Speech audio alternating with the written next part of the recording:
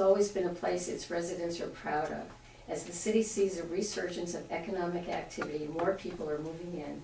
How can you encourage new residents to embrace old traditions and long-standing residents to engage with new neighbors and new community organizations?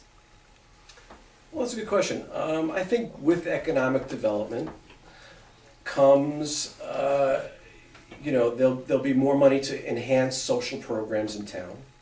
I would like to see a community center, a functional community center, where when I grew up in Brooklyn, we had a large community center where kids had activities to go to. I played basketball.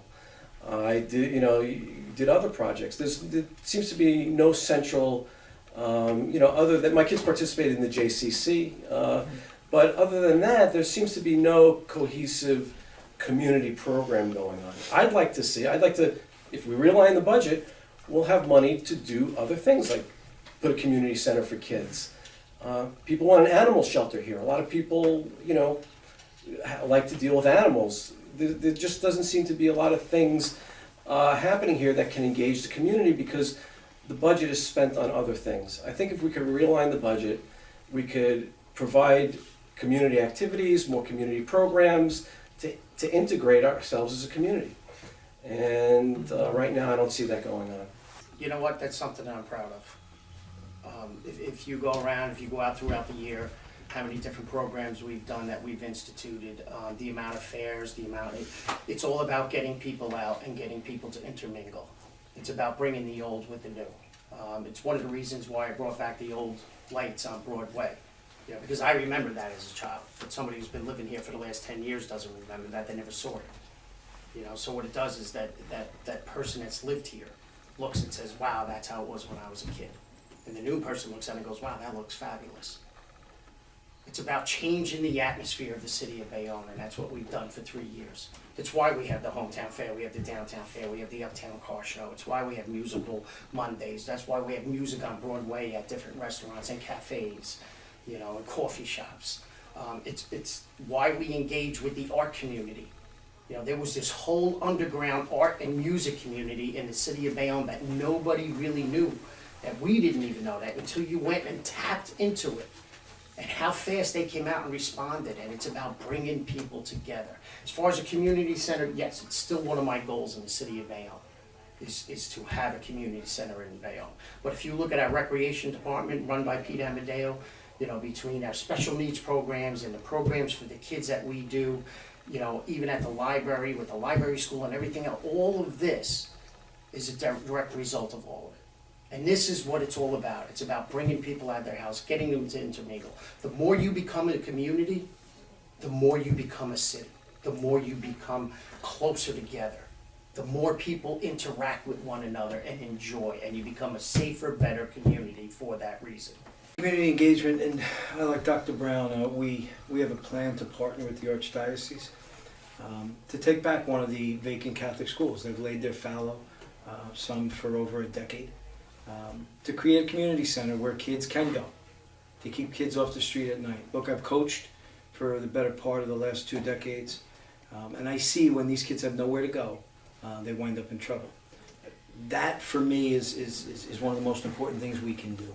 And we can use one of these schools to conduct classes, a place for artists, because right now they're scattered about, and understandably so.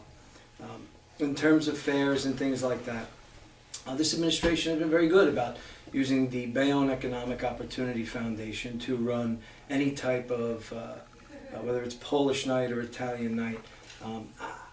I don't see it. I don't think that's the mission of the BEOF.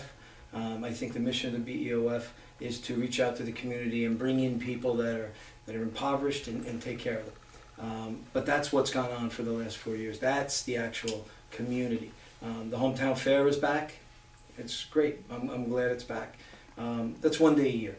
We need to create programs that are sustainable all year round. And we have not seen that. And that starts with our government.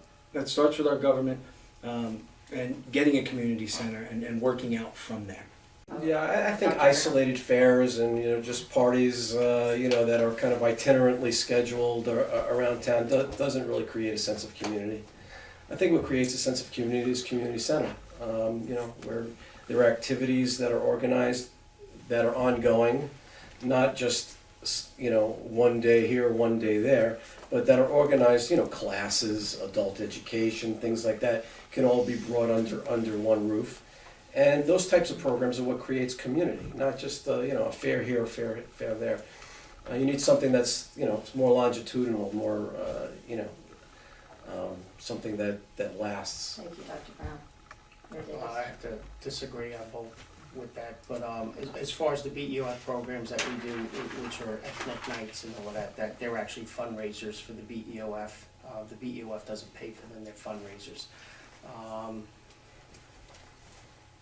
Well, on the other side, as far as the community center, yes, absolutely. But right now, the only two schools that are left is Mark Carmel and St. Andrews. Mark Carmel's not viable, St. Andrews is viable. It has been ongoing discussions. Two people have purchased St. Andrews and then backed out. Right now, that is an ongoing discussion, always has been. It's just that their price is a little too exceeding at this point. So, I do know that some have been in negotiations with St. Andrews, but I am not privy to the price. What I would tell you, though, is we could have achieved this without the taxpayers paying a dime, through community benefit agreements with these developers and these developments. It's done all throughout the state. It's done in Woodbridge and New Brunswick and Red Bank. Community benefit agreements that would pay for this type of building community center for our community. We've let that opportunity go by, but I think we have a chance to resurrect it, and I can assure you that we will get that done.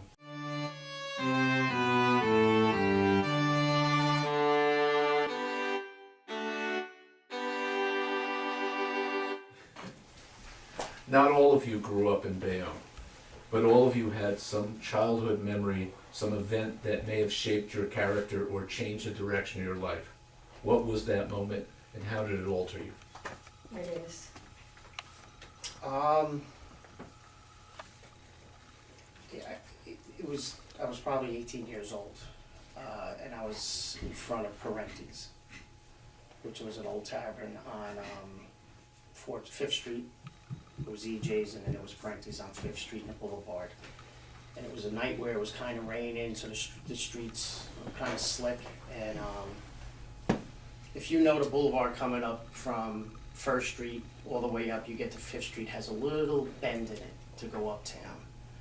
And there was a car going up, I'll tell you exactly what it was. It was a Dodge Challenger coming up the road. The person lost control when they tried to make the turn because they were going too fast, and they broadsided the car, which was at the time LeRay's house, Frankie LeRay's house on the corner, the big white house on the corner of 5th Street and the Boulevard. And I was the only one there, and this was way before. This is 1981 maybe. And I remember running over there, and it was two girls, and they hit so hard that the driver of the car was sitting on top of the passenger. And neither one of them were wearing seatbelts. But if you know that type of car, it has a shifter in it. So it's bucket seats. And she landed there. Being able to get them out, being able to pry the door open and get them out is what made me to decide to become a police officer. Because then when the police officers responded at that time, I just stepped aside. I had to be a witness because I had to answer what did you see? And that changed my life and made me want to become a police officer. Watching the way they responded and what they did. It was probably the one thing in my life that I remember the most. And it actually turned out to be one of my friend's girlfriend, and it was his car. And I didn't know that until I was able to get the two people out of the car. Thank you, Mayor Davis. Mr. O'Donnell. So Al, I have a million memories, mostly good. The city of Bayonne has been home to me and my family for 4 generations. Being sworn in the fire department was one of the greatest days of my life. But arguably the toughest experience I've had as a 23-year-old. Shortly after being sworn in, as a matter of fact, 3 months to the day almost, was the passing of my father. I had two younger sisters. I was very close to my dad. He was arguably my best friend. And that marks the time for me. Time kind of stopped and reset. And here I am now, some 24 years later. But for as sad as it was, it made me into a stronger, better young man because I didn't have time to worry about it. I had two younger sisters, one in college and one not to provide for. But I was blessed to have been appointed a Bayonne fireman, and that gave me the ability to do all of those things and do those things for my sisters. But the community, the city of Bayonne, I say it all the time, and certainly for Mayor Davis as well, we owe a great gratitude, a debt of gratitude. We work to provide safety and security, but at the same token, the residents of the city of Bayonne provided for my family, whether it be through my job or through the support that I got during that time. So, one bad memory, but so many great memories I have of living here on this great peninsula. Like I said, born here, raised here, never left. I bought a house 3 blocks from where I grew up, still in the St. Mary's Parish, and I don't ever intend on leaving. Thank you, Mr. O'Donnell. Dr. Brown? Yeah, I wouldn't say that I had any kind of single traumatic or life-changing experience that sent me on my course in life, but I'll just say that the way I grew up gave me certain values. I mean, I grew up in, probably a lower middle class home. My father was a school teacher. My mother was a homemaker. I grew up in Brooklyn, New York, which has a lot of similarities to Bayonne, residential community. And basically my life revolved around being integrated into the community, going to public school. I never attended any private schools as a kid. I send my kids to public school here. I don't send my kids to any private schools because I know, from my experience growing up, that I feel you meet a broader experience, going to public school, and I send my kids to public schools. I grew up in the public school system. I played basketball and baseball at PAL and participated in all sorts of community activities.